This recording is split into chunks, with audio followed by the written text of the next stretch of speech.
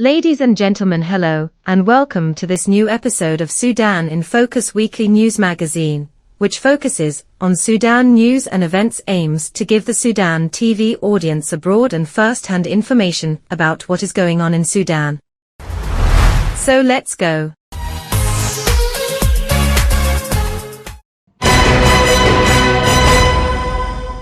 The chairman of the Transitional Sovereignty Council, Lieutenant General Abdel Fattah al-Burhan, sent a cable of congratulations to His Excellency Massoud Pezeshkian on the occasion of his victory in the presidential elections in the Islamic Republic of Iran.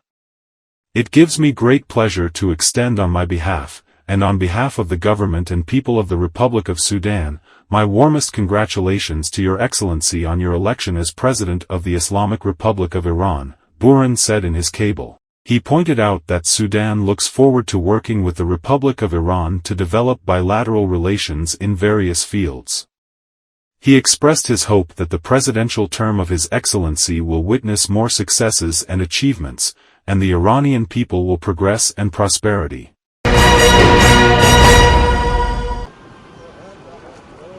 President of the Transitional Sovereignty Council, TSC, and Commander-in-Chief of the Armed Forces, Lieutenant General Abdel Fattah al-Burhan, saluted the officers, non-commissioned officers, and soldiers of Wadi Sayidna military area, praising their sacrifices for the sake of defending the territory in honor. Lieutenant General al-Burhan said, when addressing officers, non-commissioned officers, and soldiers of the armed forces in Wadi Sayidna military area on Tuesday, that our position is clear, which is that we will not negotiate with an enemy that violates and plunders citizens every day. We will also not negotiate with those who support this enemy. He said, our duty is to equip the fighters with the equipment and combat aids they need. We are confident in the will of our people and the determination of our forces. He added, we see that victory is imminent, calling for not listening to gossip and rumors. TSC President said that if a battle is lost, it does not mean that we have lost the war, saluting the patience and steadfastness of the Sudanese people in the face of the violations of the terrorist Rapid Support Forces, RSF, militia, praising the Sudanese people's solidarity with their armed forces. He added, we appreciate the sacrifices made by the Sudanese people in the battle of dignity. Therefore, the armed forces are continuing their battle and will not let down this steadfast people. He added, we are victorious and this enemy will disappear, stressing the ability of the armed forces to crush the rebels. وثقتنا كاملة في شعبنا، وثقتنا كاملة في جندنا، وثقتنا كاملة فوقهم كلهم في ربنا.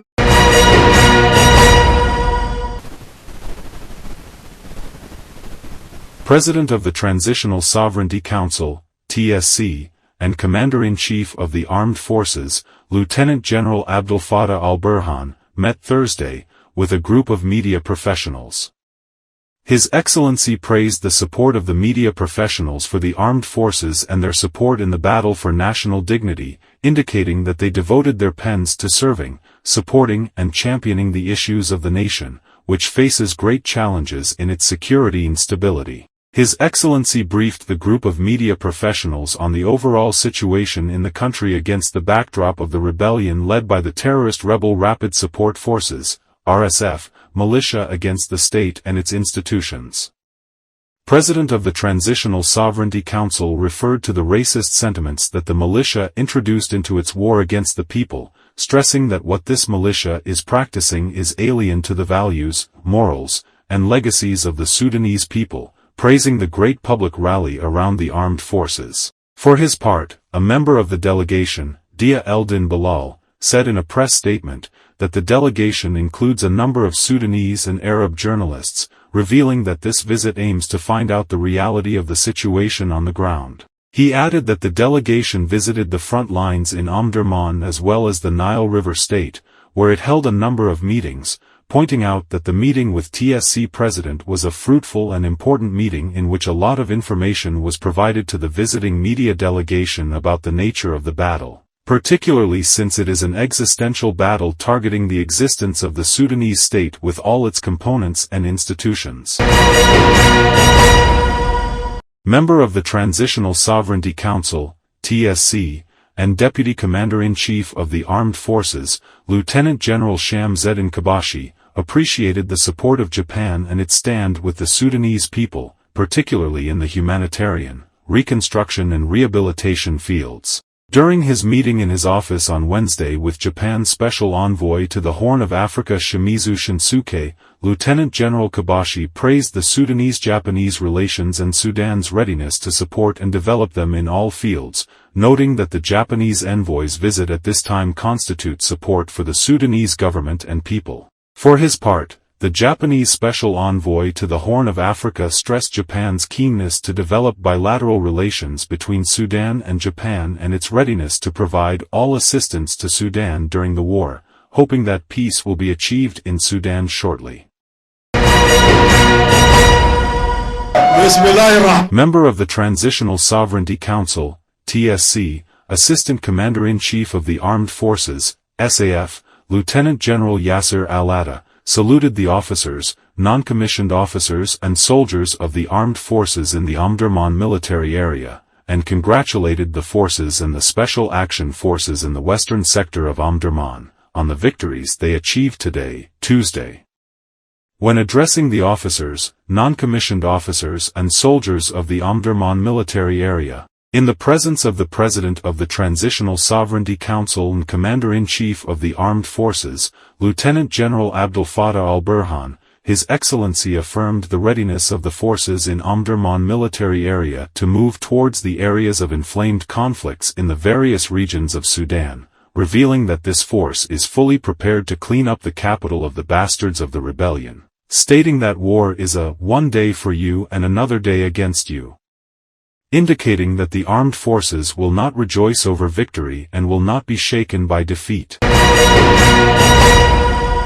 A delegation from the Sudanese mission in Addis Ababa, led by Ambassador El Zain Ibrahim, held a meeting today, July 2, 2024, with the country representative of the United Nations High Commissioner for Refugees, UNHCR, in Ethiopia, Mr. Andrew Ambiguri, in the presence of the UNHCR's protection officer. During the meeting, Sudan delegation held a lengthy video conference conversation with the field UNHCR representative and supervisor of the Olala and Komer camps in the Amhara region about the comprehensive conditions of Sudanese refugees in terms of security, shelter, food and medicine. The ambassador conveyed to the UNHCR country representative the decision of the Sudanese Emergency Committee headed by the Minister of Finance, which was formed after some refugees announced their desire to return voluntarily. The ambassador also stressed the need to protect refugees, pay attention to vulnerable groups, and combat diseases during the rainfall season. The General Command of the Armed Forces issued Monday a press release on the RSF militia devastation of a large part of Halfaya Bridge on its eastern side, resulting in damages to the concrete structure. Hereunder the Sudan News Agency, SUNA, publishes the original text of the press release.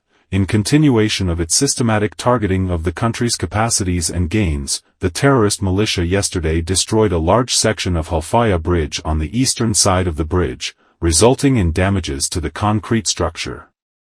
The Daglo terrorist militia destroyed the infrastructure in an attempt to cover for the low morale of its mercenary elements, thinking that would prevent the armed forces from carrying out its duty to cleanse the nation from their dirt. Glory and eternity to our martyrs and speedy recovery to those wounded.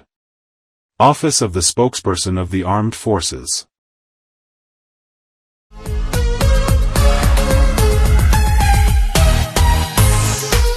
As part of the total war, the terrorist Janjaweed militia is currently waging against the Sudanese people, that include, among other criminal acts, destruction of infrastructure, humanitarian institutions, and means of livelihood of the vast majority of the population. The militia prevented delivery of seed supplies provided by the UN Food and Agriculture Organization FAO to farmers in Center State for the rainy agricultural season. This evil act is a continuation of the terrorist militia's onslaught on agricultural production areas and utilities with a view to causing famine in the country, and depopulating the productive regions in order to resettle its mercenaries and foreign elements in those regions. The militia's criminal design in this regard included the following: looting and ransacking the World Food Programme's largest warehouse in Wad Madani last December, disrupting the winter agricultural season in the Al Ghazira scheme after looting of agricultural machinery and mobile assets, intentional blocking of irrigation canals, and the plundering of harvested crops and seeds prepared for planting. Terrorizing farmers in Center State and the Al Rahad scheme, who are the main food producers. Ransacking the Agricultural Research Corporation and the Agricultural Genbank. The government of Sudan, nevertheless, confirms that it has completed preparations to redouble food production in safe areas throughout the country to meet local needs. The Sudanese people will definitely triumph over the plot to starve them and win the production battle. Thursday, July 4, 2024.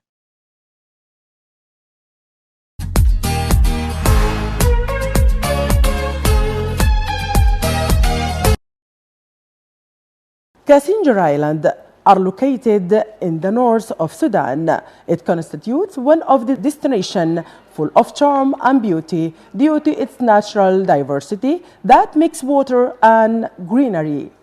Beautiful sandy islands in the heart of the Nile in Passenger, Sudan. Astonishment is the title that sticks to your mind if it's a calm boat trip, and scenes are hard to describe. Passenger is the name of dozens of islands that lie on the Nile River in the northern state, connecting more than 75 islands scattered and in a convergent geographical space connected by waterways. The Passenger Islands in Nubian language mean the narrow passage and can be described as a place that combines pristine nature and rich history. The Passenger Islands are considered one of distinctive tourist destinations in Sudan and in the region in general, where the visitor can enjoy a unique tourist experience that combines the beauty of the natural environment and cultural heritage. Perhaps the pleasure of being in these spaces among its wide sands, picturesque greenery, waterfalls, and rocks is able to kill the hustle and bustle of the city and a key to spending a rich time of fun in the shades of orange, mango, and palm fields, which represents the address of the people of northern Sudan. The Passenger is unique terms of glamorous beauty and multiple tourist resources. The intertwined trees that guard the shores of the islands and give the another space for beauty appear to them. As for the palm trees, they rise to the top of the limbs, lofty as if they seek water from the clouds that rise above the space in the fall. From the other side, Passenger Islands Camp is a full setup provided by Travel Sudan tours to experience camping near in sandy islands in the Nile, near the Fort Carteret area at North Sudan. The camp provided with gears to enjoy comfortable accommodation at one of the most beautiful islands in the authentic way. In northern Sudan, the Passenger Islands, which have a charming nature, are located 420 kilometers north of the capital, Khartoum, and they belong to the Merowe locality. The number of the Passenger Islands is approximately 90 islands, with an area of up to 26 hectares, and in one of them, there is the shrine of Sheikh Haj al-Mahi and a number of other religious shrines as a heritage monument, religious culture in Sudan. The Passenger Islands extend from the Merowe Dam to the city of Nouri. The island bear a number of names, including Sodari and Wad Bishara Islands. The natural aspects of the Kassinger are varied, distinguished by waterfalls and trees that extend along the wide sandy Nile beaches in addition to lake and granite rocks. Winter is considered the best season suited to visit the Kassinger Island, as the Nile recedes there, allowing waterfalls to appear. Finally, Sudan is the best tourist destination due to its pristine natural tourism potentiality.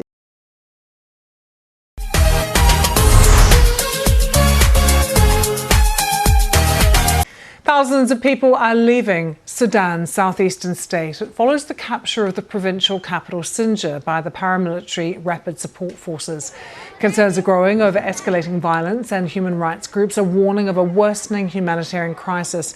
They are citing mass displacements caused by recent clashes. And this means that 6.5 million Sudanese children have been forced out of school as a result. BBC reporter Paul Nj and cameraman Michael Mavondo visited a school for refugee children in Meteche camp, which is actually in neighbouring Chad, to talk to them and find out how they're feeling. I'm so happy. An outpouring of joy by refugee children in Meteche as they resume school after fleeing the unspeakable horrors of war in Sudan.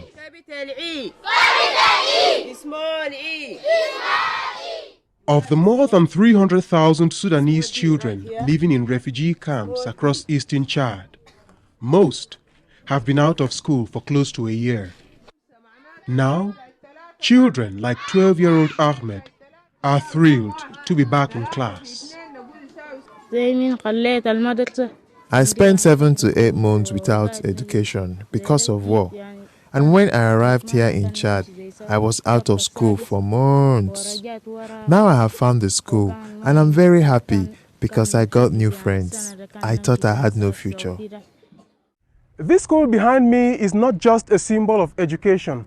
It is also a sanctuary where the hopes, dreams and aspirations of thousands of Sudanese children are rekindled. They now have a common place to congregate and gradually erase the painful memories of the war back home.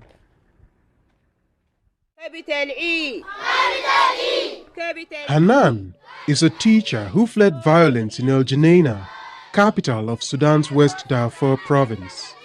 She says life was unbearable as rebels raped women in front of their children, poisoned water sources, and burned parts of the city. We suffered a lot because of the security situation. Now, I believe I'm in a safe place. Even for my pupils, they can't get a good education if they don't feel safe. Although the school is a symbol of hope for its 1,800 pupils, more than 20,000 others who remain out of school are despondent. After school, Ahmed takes us home to meet his brother, Jamaraldin, whose hand was amputated after he was injured in a rebel attack. Jamaraldin is one of the children who are currently not enrolled in the primary school due to limited places. The situation is very bad. I'm not happy because while my brother is in school, I am out of school. This means my future is not clear.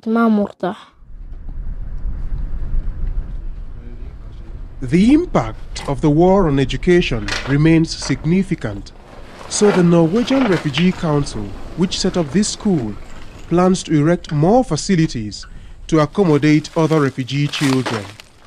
However, it says resources are currently limited. In Meteche alone, we need more than 4 schools. There are about 5 other camps in eastern Chad also in need of education, plus other aspects like shelter. So far, over 14,000 people have died, with more than 8 million others displaced due to the war in Sudan. As the suffering continues, these school children hope nothing gets in the way of their education ever again. Paul Nje, BBC News, Meche.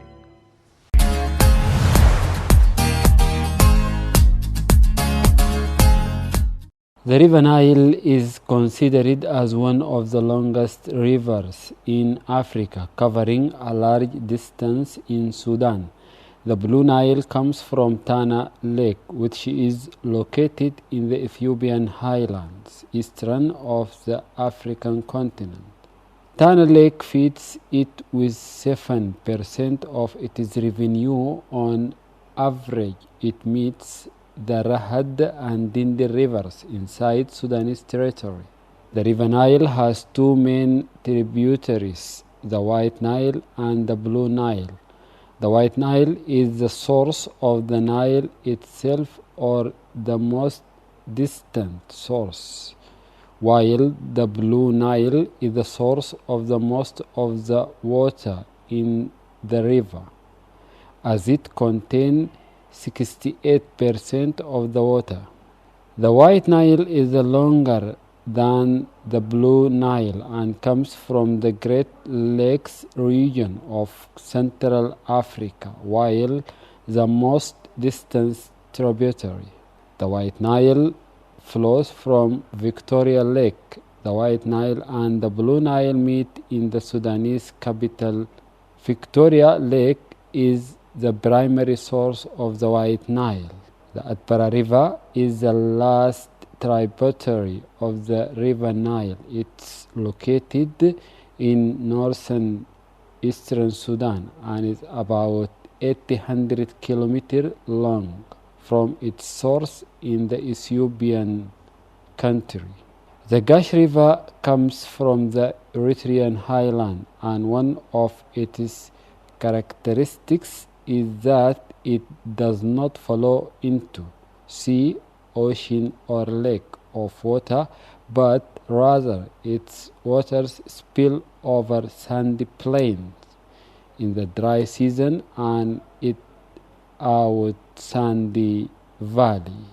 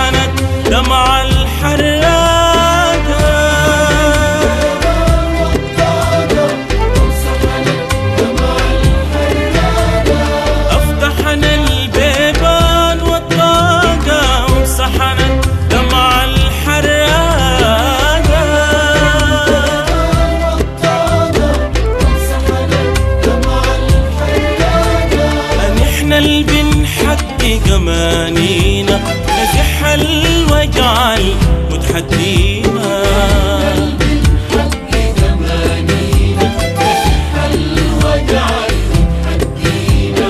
نحن اللي بنحقق أمانينا نزح الوجع متحدينا